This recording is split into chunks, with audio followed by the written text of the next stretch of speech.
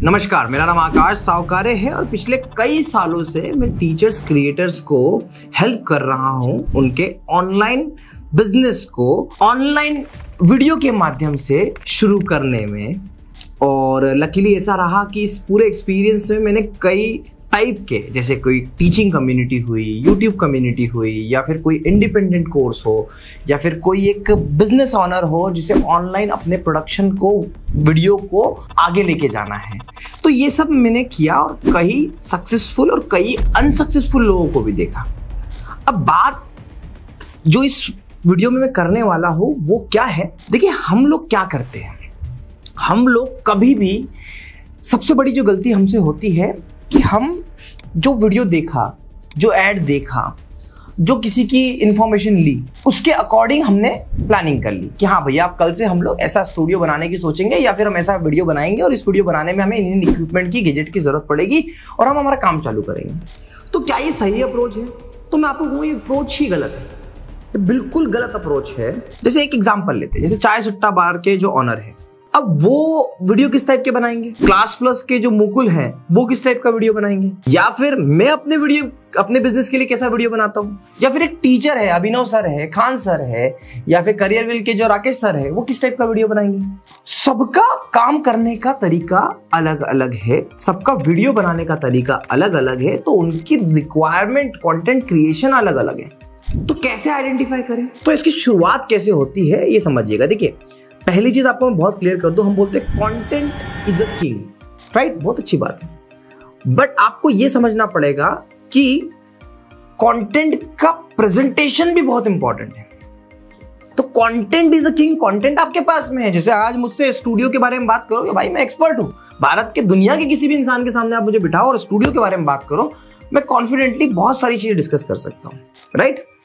वैसे ही किसी एंटरप्रेन्योर से या बिजनेस ऑनर से, मार्केटिंग हेड से आप बात करोगे तो वो उनके फील्ड में अपने अपने एक्सपर्ट होते हैं। वैसे ही टीचर फिजिक्स में, केमिस्ट्री में एक्सपर्ट होता है, तो कंटेंट तो होता है उनके पास में, प्रेजेंटेशन बहुत इंपॉर्टेंट हो जाता है।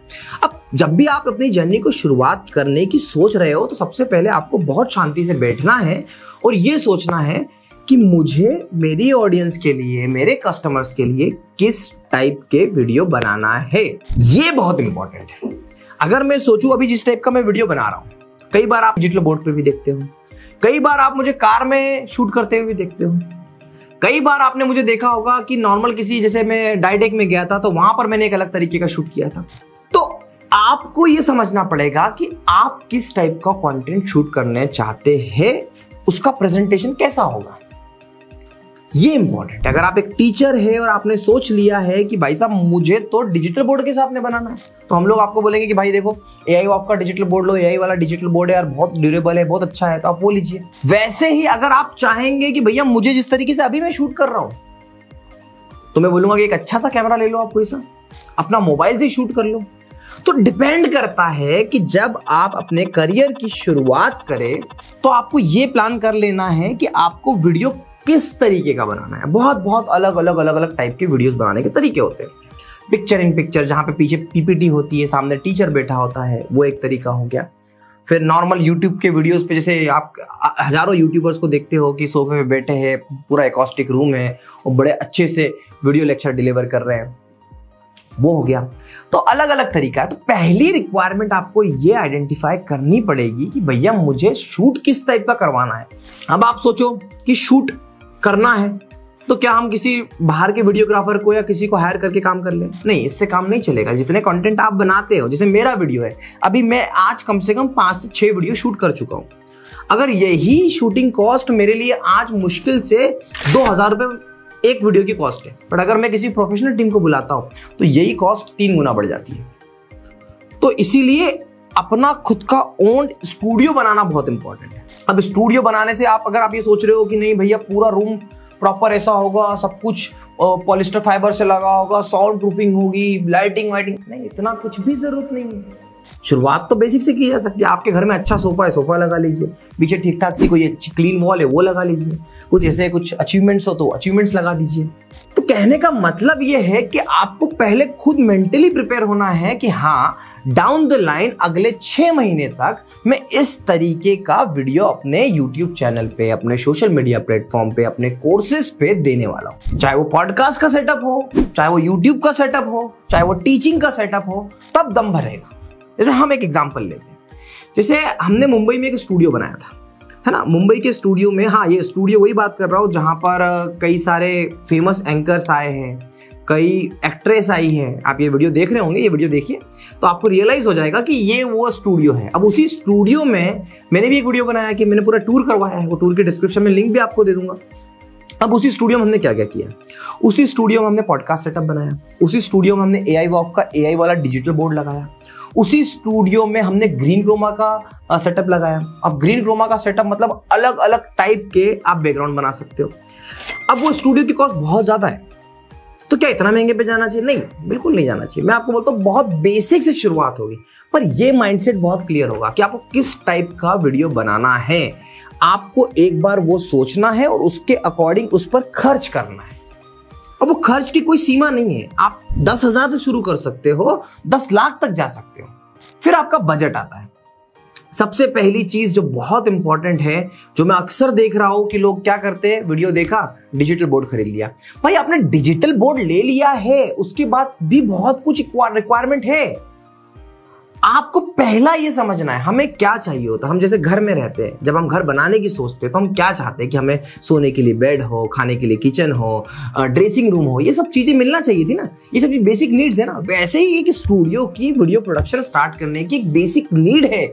जब आप एक अपना ऑफिस डिजाइन करते हैं तो आप देखते हैं ना कि एक कैबिन हो जाएगा, एक मीटिंग रूम हो जाएगा, फिर हमारी सेल्स टीम यहाँ बैठेगी, मार्केटिंग यहाँ बैठेगी। वैसा ही एक इंफ्रा का खर्चा आपको आपके डिजिटल बिजनेस के लिए करना पड़ेगा। आज बड़ी से बड़ी इंडस्ट्री और छोटी से छोटी इंडस्ट्री टोटली हर एक, आज हम जो स्टूडियोज बना रहे हैं, हम लोग क्या सिर्फ टीचर के लिए स्टूडियो बना रहे हैं? नहीं, हम कोचिंग के लिए, बिजनेसेस के लिए, इवन हम रियल एस्टेट के लिए, मतलब रियल एस्टेट में मैं खुद शॉक्ड कि आपको स्टूडियो की क्यों जरूरत है भाई?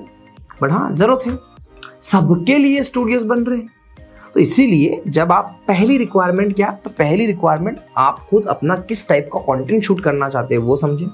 दूसरी रिक्वायरमेंट फिर समझिए कि सही गैजेट्स क्या चाहिए आपको। अभी सही गैजेट्स क्या चाहिए, सही रूम कैसा चाहिए, तो इसके लिए आपको उससे पहले थोड़ी सी पहले की स्टेप बता दो। बजट, पैसा कितना है? 10,000 रुपए है, कोई बात नहीं, मोबाइल से शुरू करिए। एक प्लेन वॉल लीजिए, टेबल लीजिए, रिकॉर्ड करना शुरू कर दीजिए। एक सिंपल सा माइक लीजिए, देखिए AI वॉफ का सिंपल सा माइक है, 3,000 रुपए का माइक है, काम उससे भी हो जाएगा। थोड़ा और बजट है, थोड़ा और बजट है, थोड़ा और बजट है, फिर वो बजट तो एंडलेस हो गया ना। अब जैसे हमने बताया मुंबई का एक्सपीरियंस सेंटर, 10 लाख रुपए खर्चा आया, तो उनका बजट 10 लाख का था, हर किसी का 10 लाख का नहीं है। बात पैसे की क्यों है? पैसे की बात इसलिए क्योंकि उसके अकॉर्डिंग फिर आप सोचिए। अगर आपका बजट 5 लाख का है तो फिर आपको मैं रिकमेंड करूंगा कि आप किस टाइप का वीडियो बना रहे। सपोज आप एक टीचर हो, आपने बोला कि मुझे बेस्ट से बेस्ट स्टूडियो बनाना है। मैं ठीक है सर, कोई बात नहीं, पहले हम डिजिटल बोर्ड लगाएंगे। हमने AI का डिजिटल बोर्ड रिकमेंड किया, AI वॉफ का डिजिटल बोर्ड लगा लिया। फिर हमने बोला लाइटिंग बहुत यूनिक लगाई है, तो AI वॉफ की नई जो लेटेस्ट लाइट आई थी वो लगाई हमने। प्रो लेंस का बहुत ही एडवांस प्रो लेंस का कैमरा है वो लगाया। फिर उसके बाद में इसको खर्च करने में अगर 2-3 लाख रुपए, 3 लाख रुपए खर्च हो गए तो बचे 2 लाख रुपए। तो फिर अब क्या करें? फिर अब हमने बोला कि पूरे रूम को एक एकॉस्टिक ट्रीटमेंट देते हैं, बाहर की आवाज अंदर नहीं, अंदर की आवाज बाहर नहीं, ये करवाते हैं। बजट है, अगर आपका 3 लाख का बजट है तो फिर हम लोग क्या करेंगे, एकॉस्टिक ट्रीटमेंट पे नहीं जाएंगे, सिंपल सा कारपेट लगाओ या कालीन लगा लो। रूम में बहुत सारी ऐसी चीजें होती है जिससे आवाज को इको नहीं आएगा, साउंड प्रूफिंग कोई दिक्कत नहीं, माइक एडवांस आ चुके हैं। तो बजट भी एक फैक्टर है। तो पहला किस टाइप का वीडियो बनाना है, दूसरा आपका बजट क्या है, और तीसरा आपको खुद से जुगाड़ में नहीं जाना चाहिए। मतलब क्या होता है कि माइक इससे ले लूं, कैमरा इससे ले लूं और ऐसा ऐसा कर लूं, वैसा ऐसा कर लूं, वैसे उसे होता कुछ नहीं है, पैसे ज्यादा खर्च हो जाते हैं। आप समझिएगा हमेशा आज के टाइम पे आप देखोगे इंटीरियर डिजाइनिंग बहुत ऊपर चली गई है। क्यों चली गई है? क्योंकि सबको पता है मार्केट में इतने ज्यादा अलग अलग ऑप्शंस है, तो हर कोई क्या चाहता है, तो हर कोई चाहता है कि भैया एक पर्सन जिसके पास उसकी एक्सपर्टीज हो उससे काम करा ले, सिस्टम इंटीग्रेटर। तो एजुस्क्वाड एक सिस्टम इंटीग्रेटर है। मैं आपको एक ही बात कहता हूं कि भैया आपका जो बजट है बजट दो, जिस टाइप का वीडियो है आप वीडियो दो, आप किस रूम में पढ़ाना चाह रहे हो उसका भी वीडियो दे दो, ये 3 चीज दे दो। मैं आपको बता दूंगा आपका वीडियो कैसे बनेगा, आपका स्टूडियो कैसे बनेगा, पूरा क्लियर डिटेल दे दूंगा आपको मैं।